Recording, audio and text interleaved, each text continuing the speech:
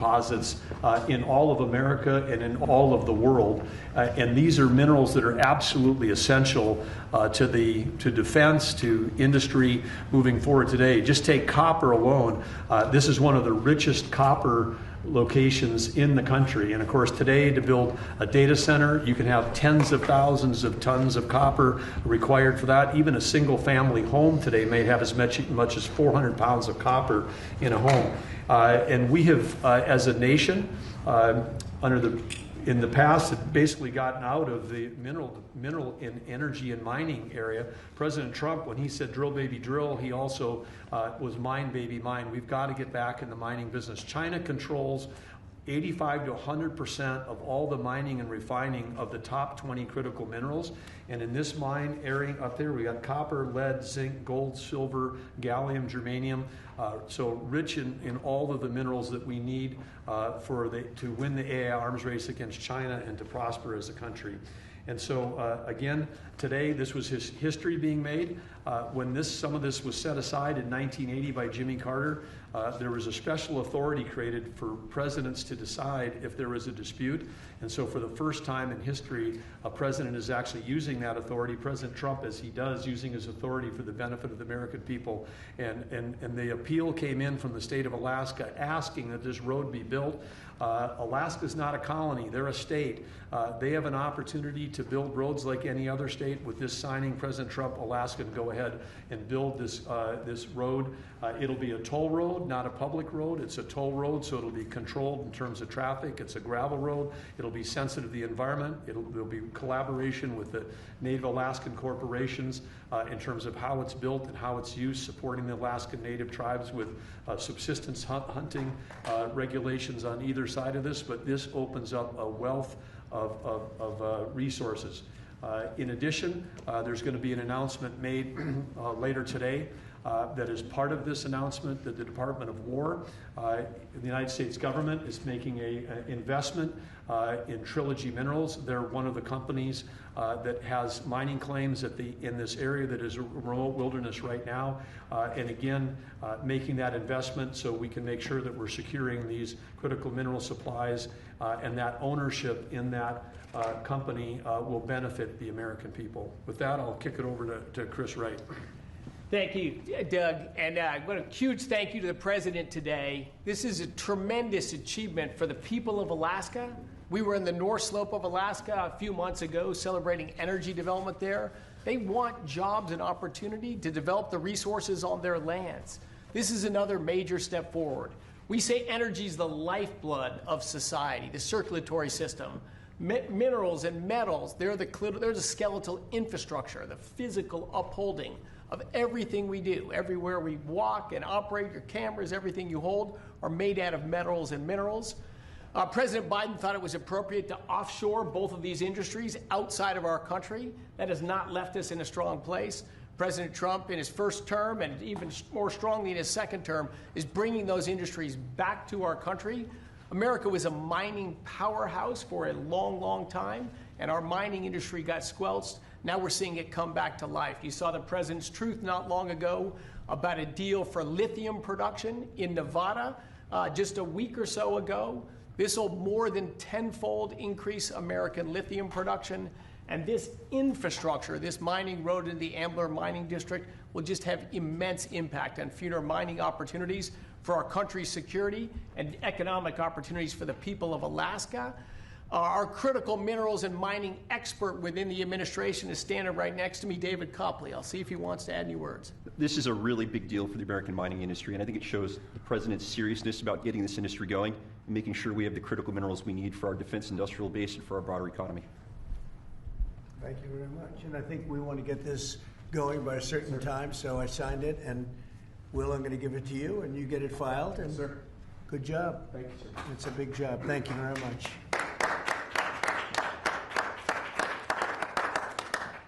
So we created a great deal of wealth for that part of the world and that part of our country by doing this long, very difficult road to build, and we'll be talking about that sometime later. But it's a great deal for our country. It's a great deal for the people of our country and for the taxpayers of our country.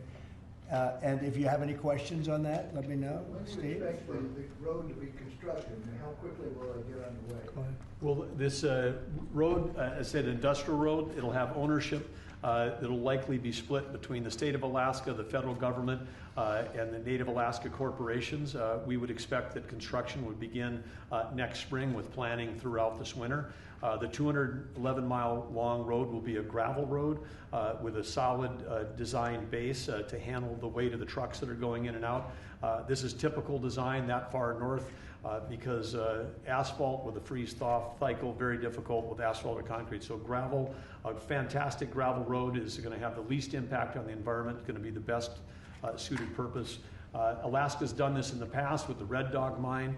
They built a toll road that again has ownership. The companies that use the road pay to transit that road. So this is an economic model used around the world in mining districts. We'll apply it right here. And again, it's going to generate revenue for the American people and for the citizens of Alaska as opposed to a cost. And also 2 bridges. We're going to build 2 bridges that will be able to complete, and we'll get them up very quickly. And how long to complete? I mean, 211 miles. That's Yeah, we'll get it done in less than a year. It's going to come in three phases. The first road, as President Trump said, will go quickly, which is they call it a pilot road. We'll build a single lane gravel road through the full duration of it. That'll be then expanded to a second phase and then a third phase over time. But again, we want to get that pilot road built because then we can help get materials back to help the mine get started quickly as well. Mr. President, there's negotiations happening with your team in Egypt right now over your proposed peace plan.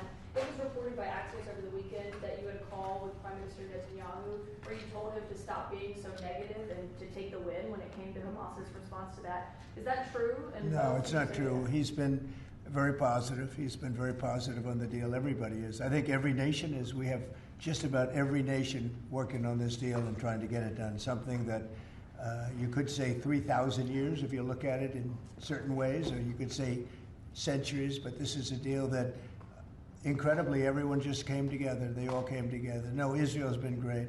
They've all been good, Caitlin. And in the negotiations, do you have any red lines in terms of Hamas disarming and whatnot? Are there No, any I have places red you're lines. willing to If certain things aren't met, we're not going to do it. But I think we're doing very well, and I think Hamas has been agreeing to things that are very important.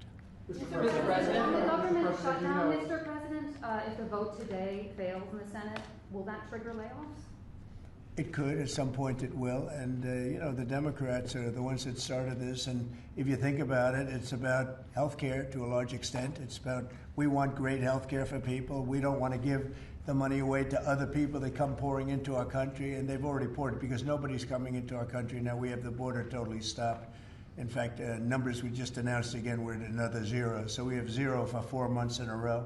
0 people coming into our country illegally. That's a pretty good number. I'm not sure even I can believe that, Doug, if you want to know the truth. 0. We went from millions of people to 0, but it's pretty close to that number. And the way you stop them is not to give away, not to announce that you're giving everybody free health care, free this and that, but what that does is it affects the American people because the American people are unable to get good health care. Obamacare has been a wreck, as you know, and to do that, we have to keep it propped up and do the best you can with it. It's a mess. But a lot of things are going on in that. We talk about Hamas, then we talk about negotiations that we have going on right now. We have a negotiation going on right now with the Democrats that could lead to very good things. What kind of And I'm talking about good things with regard to health care. Are you speaking with Democratic leaders? What kind of negotiations? Well, I don't want to say that. I don't want to say that. But we are speaking with the Democrats, and some very good things could happen with respect to health care. Would you make a deal with them on the ACA subsidies? If we made the right deal, I'd make a deal, sure. So you would make a I mean, you have right now subsidies. You have subsidies. That's the problem with Obamacare. The subsidies are so much. It's billions and billions of dollars is being wasted. And we can have a much better health care than we have right now. And we're talking to them. I mean, I'm not saying that's going to happen because this has also been going on, not for 3,000 years, but it's been going on for a long time. But yeah, we're talking to the Democrats. You would work to make a deal with them on. I'd like to see a deal made for great health care. Yeah, I want to see great health. I'm a Republican, but I want to see health care much more so than the Democrats. So, Mr. President, on all of this, as you know, the American people are experiencing a lot of pain with any kind of government shutdown. And while you're dealing with Democrats and, of course, Republicans are standing their ground, what is your message directly to the American people who may encounter some of this pain and despair? How do you give them hope? Well, up till now, there hasn't been a great deal of pain. There could be a great deal of pain, but up till now, there hasn't been. I will say this, just hang in there, because I think a lot of good things are going to happen. That's all I can say. I mean, I think a lot of good things could happen, and that could also pertain to health care. Mr. Follow-up question. President. Mr. I've President. seen a surge in attacks on ICE agents across the country, including the shooting in Dallas and over the weekend in Chicago. We saw 10 cars boxing in on ICE agents and another one ramming into an ICE vehicle. Yeah. We have heard Secretary Noem saying that some of these attackers are actually organized and they're planning to kill and ambush these officers. Right. What are the consequences for these? Very severe. We're going to have very severe. We're going to find out who's going after our federal agents. So when you look at Chicago, they've had probably 50 murders in the last 6 or 7 months, 8 months. Many, many people shot, like 30, 40, 50 people shot. Didn't die, but they've been shot. It's like a war zone. And then I listened to the governor and the mayor get up and say how they have it under control. They don't. It's probably worse than almost any city in the world. You can go to Afghanistan. You can go to a lot of different places, and they probably marvel at how much crime we have. Then you go to Memphis, where we are right now. Now, it's just like in Washington, D.C. right now. You people know better than I do, because you have to live right inside. And so many of the press have come to me. They've said, I can't believe it. It's changed so much. We have a safe city in Washington. Memphis will very soon have a safe city. Chicago can be very, very safe. It's going to be very safe. But Chicago is going to be very safe. And you say, why is it that a governor wouldn't accept free help from regardless? I mean, whether it's National Guard or the military or anybody. I mean, if women raped and beaten and knocked to hell, and the same with men where they're being shot all over the place in large numbers. I mean, we had a week in Chicago where 11 people were murdered and 38 people were shot. And then we have a governor get up and say, oh, it's safe, we can handle it. He can't handle it. He's an incompetent guy. That's why they threw him out of the family business.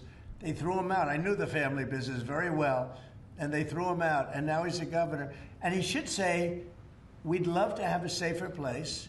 Chicago's a great city potentially. You know, I told you, the head of the Union Pacific Railroad said, sir, save Chicago. It's a great city. It's going to be lost if you don't do it. We have no choice but to do this. And when judges give us rulings that, you know, you don't have to do it, Portland is on fire. Portland's been on fire for years. And not so much saving it. We have to save something else, because I think that's all insurrection. I really think that's really criminal insurrection. So I appreciate the question. These are unsafe places. We're going to make them safe. So you see what's going on in Memphis. Not pretty, but you know what? We're doing a pretty job, because it's going to be a very safe place in a little while. And the people of Memphis are so happy that we're there. And the people of Chicago. So you have black women with MAGA hats on in Chicago, all over the place. They want the guard to come in, or they don't care who comes in. They just want to be safe. And they really don't care. You know, there was one woman, and she was great today. She said, you know what? I don't care if it's the National Guard, the Army, the Marines, the Air Force. I don't care who comes in, as long as we're safe. And that's the way most of the public feels. We're going to make Chicago really great again, and we're going to stop this crime. Then we're going to go to another one, and we're going to go city by city. We're going to have safe cities. And it was so great that we started with our nation's capital, one of the worst. I mean, so many people, every week somebody was killed. They'd come from Iowa, they'd come from Indiana. They want to see the Jefferson Memorial, the Lincoln Memorial. They want to see something, and they'd get shot. And you'd call their parents, I'm sorry, but your son is dead. And they go, what do you mean he's dead? Came to Washington, D.C. Not anymore. That's not happening anymore. We have a safe place. We have a safe capital. It's as safe as we have probably almost just about in the country. And if you look back 6 months ago, 7 months ago, this was a death trap. You look back during the Biden, I mean, what they did, how badly they managed things. And almost all of these cities, most of these cities are Democrat run. And we don't care, Democrat, Republican, we're going to make them safe. So we have to save Chicago. It's very important. And you can't have a governor getting up and saying it's good when 11 people were shot over a weekend. Mr. President, What? the Insurrection Act, under what conditions or terms would you? Well, I'd do it if it was necessary. So far, it hasn't been necessary. But we have an Insurrection Act for a reason. If I had to enact it, I'd do that. If people were being killed and courts were holding us up, or governors or mayors were holding us up, sure, I'd do that. I mean, I want to make sure that people aren't killed. We have to make sure that our cities are safe. And it's turning out, and we started with D.C. It's been so successful. Think of it. People wouldn't go to restaurants. The restaurants were closing. We were losing a lot of restaurants, as you all know. And now restaurants are opening and they're thriving. And I went 2 weeks ago and it was great. I'm going to go again. I felt very safe, very safe. Forgetting about guards and Secret Service, I would have gone. It would have been very safe.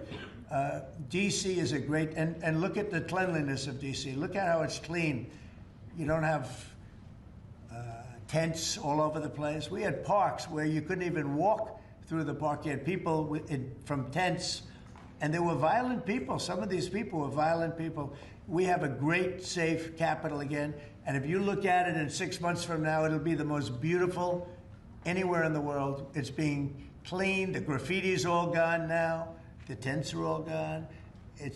We have a capital that you can be proud of, but it'll only get better with time. Mr. President. Tomorrow is October 7th, the 2-year anniversary of the original Israeli attack.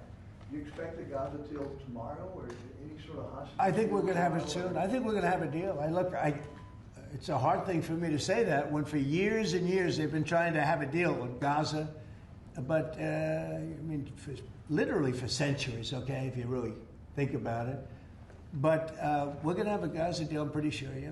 And what do you think about the talks? Well, I'm the one that got the hostages back. Remember that, you know? I'm the one that. I was going to ask you that. Yeah, I got them back. Israeli citizens are celebrating what you've accomplished in this deal. Should it come through, there will be a lot of celebration on the streets of Israel. The hostages' families, have they been in contact with you with regard to this deal that could happen? They're so happy about it. It's like they can't breathe. One said, I can't breathe. It's very sad because you have hostages and you have people that are no longer living. But the parents, and I've said this to you many times, the parents want the bodies of their boy back, the bodies of their loved one back. In most cases, they're young men, and they're dead. And there's probably 32 or so, about that number. Nobody knows exactly what the number is. They want that body back as much as if their son were alive. I've been with them. Many have come to the White House, to the Oval Office.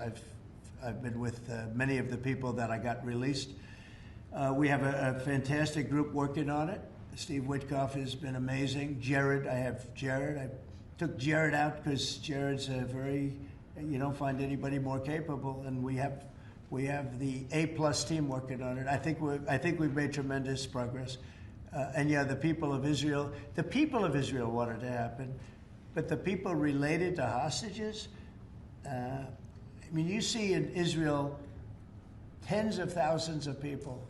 They really want the hostages back, and they really want things to end. And I think Hamas now has been, all I can say is they've been fine. They've been fine. I hope it's going to continue that way. I think it will. I really think we're going to have a deal. We have a really good chance of making a deal, and it'll be a lasting deal. We want to have peace. This is beyond Gaza. Gaza's a big deal, but this is really peace in the Middle East. And the amazing thing is we have every Arab country, every Muslim country. We have every country surrounding. They all want. I spoke with President Erdogan of Turkey. He's fantastic. He's been pushing very hard. He's a very powerful guy. And he's been pushing very, very hard to get this deal done. And Hamas has a lot of respect for him. They have a lot of respect for Qatar. They have a lot of respect for UAE and Saudi Arabia. we have everybody is on our side to get this deal done. There's never been anything like it. Nobody's ever seen it. There's always been like 80% of them don't want something done. I think virtually we even had a signal, a very strong signal, as you know, from Iran. They'd like to see this done. Mr. President, Governor Abbott offered up the Texas National Guard to you. Have you had any other conversations with other red state governors? Yeah, I have. They're willing to offer. Every one of them is willing to offer whatever we need. We thank Governor Abbott of Texas. Every one of the red state, as you call them, red state governors is willing to give whatever we need because they want our agents protected. You know, these ICE agents have a tough job. They have to go in and get, in many cases, stone cold criminals, hardened criminals, long-time criminals. And every, essentially, Republican governor has offered up whatever we need. And some Democratic governors also. Daniel? Yeah, Mr. President, thank you. A quick question on the subject of the order. The Biden administration, previously speaking, they shut down Alaska for business. You reversed that, you reversed it on day one, you opened it up, going after all the critical minerals. This mission of yours, Secretary Burgum, Secretary White, to boost our own independent production of critical minerals, rare well, it's earths. necessary, Can you just talk right? about how important that is over the next 4 years, sir? Well, it's very necessary. You know, in the past, we were able to go to other countries, buy whatever we want, but all of a sudden, if those countries are hostile, and by the way, China hasn't been. We've made deals with China. You know, they approved the TikTok deal. Everyone said you'd never get the TikTok deal approved. They approved it, and we have great people buying it. Big, strong American companies are buying it, the most prestigious companies there are, actually, and they're going to make sure everything's good. But President Xi was great. He approved it. So I'm not saying hostile, but it's good to have our own minerals. And, you know, we create a tremendous value by creating a road. We build a road that only we can do because we have the rights to do it, number one, and we have the power to do it. And so we build a road that's over 200 miles long through a very beautiful area of the world. Actually, it's incredible. When you look at it, it's incredible. But a rough area from the standpoint of building. So we get a road done. And with that, we unleash billions and billions of dollars of wealth. It's pretty amazing when you think of it. And it's wealth that we need if we're going to be the #1 country. You know, we're #1 now with AI. You probably read.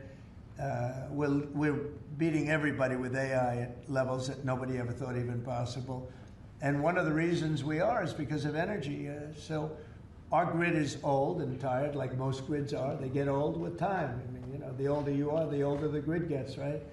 But I've allowed the people building AI or other plants, other types of plants, but AI in particular because they need so much electricity. I've allowed them to build their own power. And it's been amazing. They're building massive plants, and with the plant, they're building their own electricity. They've become a utility in a sense. I said, maybe you'll do better with the utility than you do with the AI. I don't know. But we're letting them build their own electricity. So we don't have to worry about the grid. We don't have to worry about anything. And they're going to build it in such a way that if they have excess capacity, they're going to put it back into the grid. It's pretty amazing. So when they build, we're giving them permits to build their own electric power plants, and it's incredible when you see what they're doing. And because of that and other things that we're doing, we're leading every country. Nobody's even close to us with AI. And AI seems to be the big thing. I don't know. I can't tell you that. There are a lot of people building, and a lot of people have high stock prices because of AI. So a lot of people think it's great stuff. And I think it's great stuff. I look at it, it's amazing what it can do. In terms of medical costs, in terms of knowledge, it's basically information, and information at a level that nobody thought possible before. So we'll see. But they're building plants where you saw the one overlay that I did where, in this case it's Meta, one of their plants is essentially almost the size of Manhattan. And that's a building, you know, it's a building that covers Manhattan. So it's big stuff. And nobody's even close to us. We're leading AI by so much. Mr. President, yeah, go ahead, please. Since the start of your administration, we've seen a lot more Americans wanting to join ICE. And as we're seeing more attacks on them right now, what's your message to rank and file ICE agents who are trying to do their jobs but are facing 1,000% increase in attacks? I love your questions, you know. I like it. So who are you with? I'm with NTD. Very good. The one who got mugged. You were the one, that's what I thought. You got mugged. You're not getting mugged anymore. She was really, you're lucky to be with us with that deal that happened. I know all about that. Not anymore, though. You feel a different world out there, right? Totally. If you're safe with the baby nowadays. Oh, good. Well, you're safe now. Nobody's going to be hurting you in any way. Thank you, Mr. President. Okay, thank you very much. Mr. President, on the Supreme Court today. Thank you. So the bottom line on your question, we're just going to make things real safe. We're going to have a country that you can be proud of, not a country that you read about every day where somebody gets mugged from behind or hit over the head with a baseball bat. Those people aren't with us any longer. Yeah, please. Mr. President, yes. Thank you very much. Thank you, Mr. President. On today's call with Lula from Brazil, Yeah. are you considering lowering tariffs after the call? Well, I had a great talk with the president of Brazil, who's a good man. I met him actually at the United Nations. I was going up to make a speech, and I didn't have a teleprompter. I was walking up to my teleprompter. I said, I don't have a teleprompter. But just before that, I met with President Lula, and I found him to be very good. I mean, we had a very good talk for about, 2 minutes. And then I went up to make a speech, and I was surprised to see, how would you like that one, Doug? I've got every leader in the world sitting out there. My teleprompter isn't on. You know why, Daniel? Because it was a rigged deal.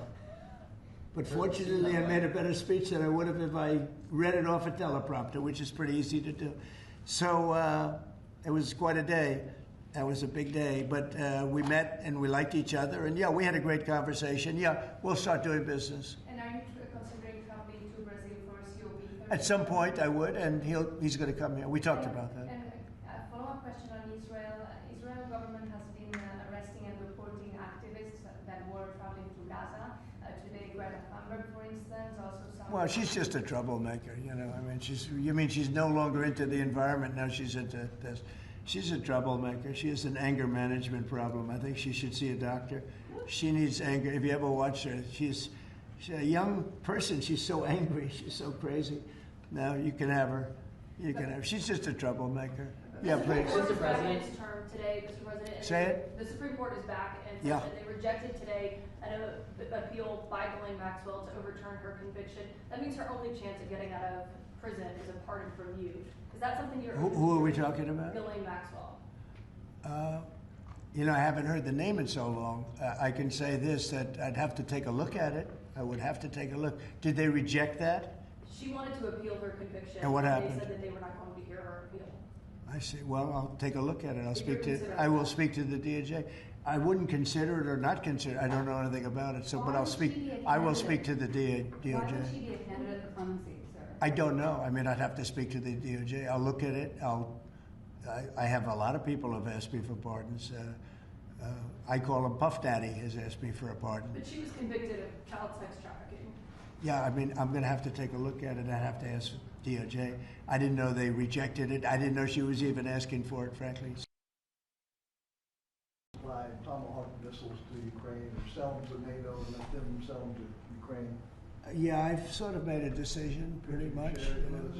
If you consider, I think I want to find out what they're doing with them. Yes. Where are they sending them? I guess I'd have to ask that question. That war should never have started. Would have never started. Such bad judgment was used there. I think on both sides, by the way. But nobody looks good with the war with Russia and Ukraine. Nobody. That's been a horrible. This week they lost over 7,000 soldiers between the two of them. This is every week they're losing 7,000, 8,000, 5,000. They have a range of like 1,500 miles or something, and so they'd be able to. No, I know. No, I would ask some questions. I want to see what's. I'm not looking to see escalation. Yes, and tomorrow you're meeting with the Canadian Prime Minister. What's on the agenda for that? Well, I guess he's going to ask about tariffs because a lot of companies from Canada are moving into the United States. Everybody's moving back into the U.S. and he's probably going to be asking about tariffs. They're losing a lot of companies in Canada. They're coming into They left here 20 years ago when presidents that sat right at this desk weren't doing their job properly. They were probably good politicians, but they weren't good at business, and they allowed these companies to leave. And all they had to do is do what I'm doing right now. And, I'm not saying it's the easiest thing to do, but it is. It's effective. We're a rich country again. We're a powerful country because, I've ended 7 wars. At least half of them was because of my ability at trade and because of tariffs. If I didn't have tariffs to throw around a little bit, you would have at least 4 wars raging right now with thousands of people a day being killed that aren't happening. We've settled. We settled 7. We're getting close to settling 8. That would be a big one. And that's something that could happen. So I think he's coming probably to talk about tariffs because a lot of companies are leaving Canada to come into the U.S. And they're leaving Mexico. And by the way, they're leaving China. They're leaving all over the world to come into the U.S. And would you Nobody's actually seen anything like it. Would you shift your position on tariffs in response to whatever? Well, I mean, look, my positions turned out to, everybody said I'm right. They find billions of dollars that they didn't even know they had. Recently, they said they found billions of dollars and they couldn't understand. I said, check the tariff shelf. And they come in the next hour and they said, sir, you're right. It was from the tariffs. We're a rich, really rich country again. But more importantly, maybe influence. If I didn't have the power of tariffs, you would have at least 4 of the 7 wars raging. I use tariffs to stop wars. If you look at India and Pakistan, they were ready to go at it. 7 planes were shot down. They were ready to go at it. And then nuclear powers. And I don't want to say exactly what I said, but what I said was very effective. They stopped. And that was based on tariffs. It was based on trade.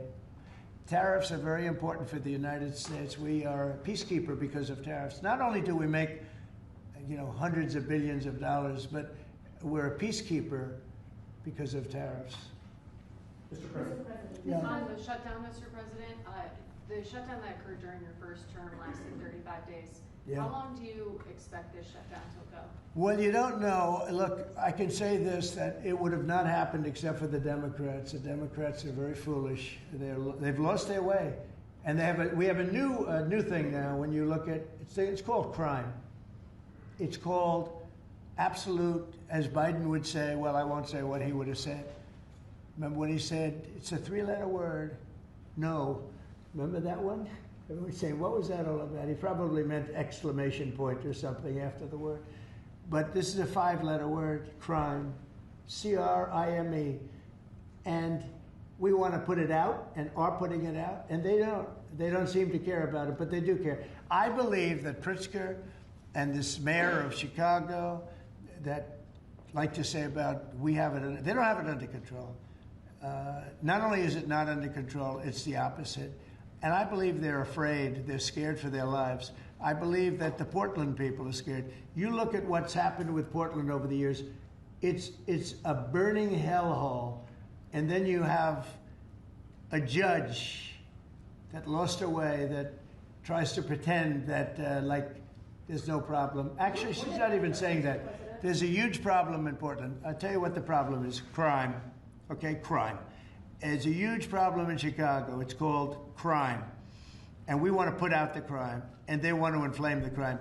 And why they want to, I don't know. But it could be that Pritzker is scared for his life. Yeah. You were the judge on the UN. Do you have an update on the investigation into what happened to you at the UN last month? And also, what's your message to Americans who are concerned about your and your family's safety as you're very out in public? Yeah, I am out there. There's no question about it. Well, at the UN, we had a problem with the teleprompter. We had another problem that nobody has actually talked about. The people in the room didn't hear my speech. Did you know that? The people in the room, they didn't have any loudspeakers, and they didn't hear my speech. And I thought I made a really good speech. I mean, considering I didn't have the use of a teleprompter, which is unusual. But I made a speech. I could have walked off the stage. I guess most people, Doug, I think most people would have just said, we'll see you in about a half an hour, right? But, they obviously turned off I think they turned off the teleprompter, but there was a reason that it didn't work. I actually know the reason. They didn't let the teleprompter person into the room, okay, which is essentially the same thing. So I made a speech. It turned out to be a very good speech, got good reviews. I went out to the audience after the speech. I saw my wife. I said, how good was that speech? Was that unbelievable or what? She said, I didn't hear a word you said. I said, what do you mean? She was sitting in the front. I said, what do you mean? She said, you couldn't hear anything that you said. The speakers were turned off. So I think that's pretty bad stuff, right? You know, especially since we support most of the United Nations. And yet I still want to keep it in New York, because I think the United Nations has tremendous potential.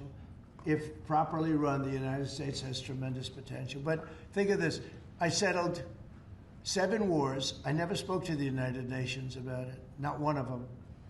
You look at, and those were wars that were raging a long time, and in many cases. And I settled 7. I never heard from the United. They didn't help me. They should be able to settle the wars. I shouldn't have to be settling the wars. Yeah, please. Last week you signed the security guarantees for Qatar. Yeah. Do you see any role for the Senate in that? Would they have to vote on that? Or do you think? Well, I wouldn't mind if they did. If they want to, they'd let me know. Nobody said that, but you know, Qatar's been very, very helpful to us in this process, and I think you'll find that. I think maybe the most influential. They're very influential, very strong.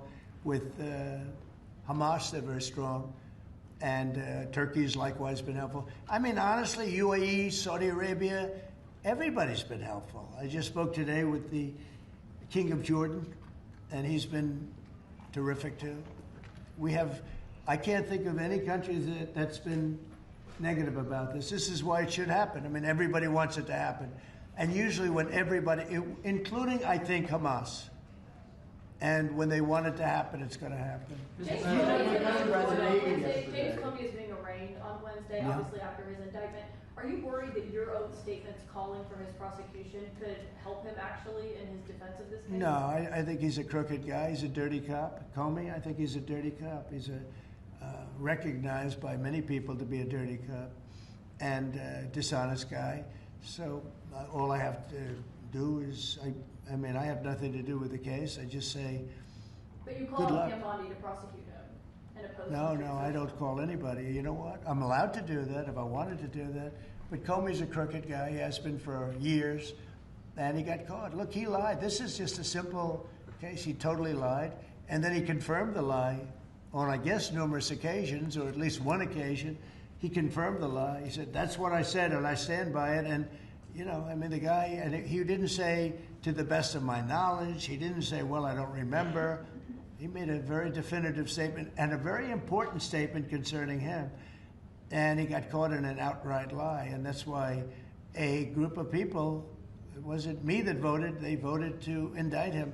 But he's a crooked guy, in my opinion, and we'll find out. The court's going to determine that in a little while, I guess, yeah. President, do you expect to announce farm relief this week? Yeah, I'm going to do some farm stuff this weekend. You met with Yeah, please. the Navy yesterday, celebrating It was unbelievable. their 250th. Can you talk about that? And as we get closer to America's 250th, you've initiated a prayer initiative as well. Yeah.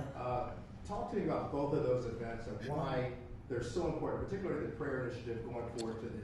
Well, we have, and we're dealing, as you know, with all of the different, and not just evangelicals, Christians. We're dealing with lots of different faiths, religions, and I felt for a long time that, you know, if a country doesn't have religion, doesn't have faith, doesn't have God, it's going to be very hard to be a good country. You know, there's no reason to be good. I want to be good because you want to prove to God that you're good, so you go to that next step, right? So that's very important to me. I think it's really very important. And yesterday was amazing. We went out. We went to the naval base, the largest in the world, actually, and I saw things that were incredible. The level of I don't want to use the word weapons, but they are weapons. It's the technology on these planes, or the carriers, and all of the different things that we saw. They gave us missile displays. They did the whole I don't think they've ever done anything like it, but it was really impressive. And the talent of the pilots where they can land. You know, the aircraft carriers look massive, but when you put them in the middle of, like, the Atlantic, or in this case, pretty far off the coast of Virginia, and it's sitting in a big ocean, and it was pretty calm yesterday, but it's still a little bit testy, right? And you'd have these guys land right on a thing and come to a sudden screeching halt, and they're really something. They were taking off yesterday, and they look over, yes, sir, and then you see them and you see him just get ripped back into the seat because the G-forces are so great. And actually, if you're not in great shape, because they were doing maneuvers that were incredible yesterday, and the admirals were explaining that if you're not in really good shape, you don't make it because you pass out. These guys, and women. I met some women pilots that it's incredible what they're able to do. So we saw something that was great, and you saw the spirit, because we had for a couple of thousand, I think they had probably 22,000, largely sailors, all dressed in the most beautiful white. There wasn't a spot on any of those uniforms. I looked at them, it was just a wave of white, and it was a great crowd and great reception. So, getting back to a very important question that was asked, when you go back a year ago, people weren't joining the armed forces. They weren't joining the Army, Navy, Air Force, Marines, the Coast Guard, Air Force. If you look at, any of them, they weren't joining, Space Force. And now we're setting records, recruitment. And that goes for the police and fire. Now they want to be policemen, they want to be firemen. And firemen, people don't mention them, but they're incredible. I know so many of them, they're brave as hell. I wouldn't want to do it, tell you. But they weren't able to recruit. The police weren't able to recruit. And the military wasn't able to recruit. We were really off.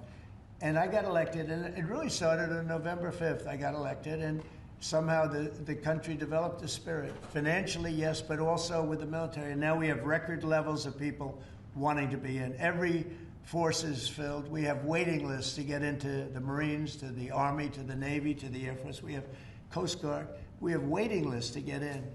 It's amazing, actually, what's happened. We have a country it was a dead country, and I say it all the time. We had a dead country 1 year ago. Now we have the hottest country anywhere in the world. And it's nice to see you. I've watched you for years on television, so it's nice to meet you. Thank you very much, everybody. Thank you, press. Thank you, press. Let's go. Thanks, guys. Thank you, guys. Thanks, guys. Let's go. Let's go. Let's head out. Thank you, guys. Thanks, guys. Thank you, guys. Thank you. Thank you very much. Thank you. Thank you, Kate. Thank you, press. Thank you, press. Keep it in, guys. Thank you. Thank you, guys. You doing all right? You look younger than you did 10 years ago, son. It's not bad. I'm working on it. You know the secret. Thank you, Mr. Thank President. you. Good questions. Hi, Daniel. Good How to did see you you, show sir. you, Daniel? Big rating for It him? was huge. I did an interview with him. You know why? I turned down 60 minutes. I did Daniel because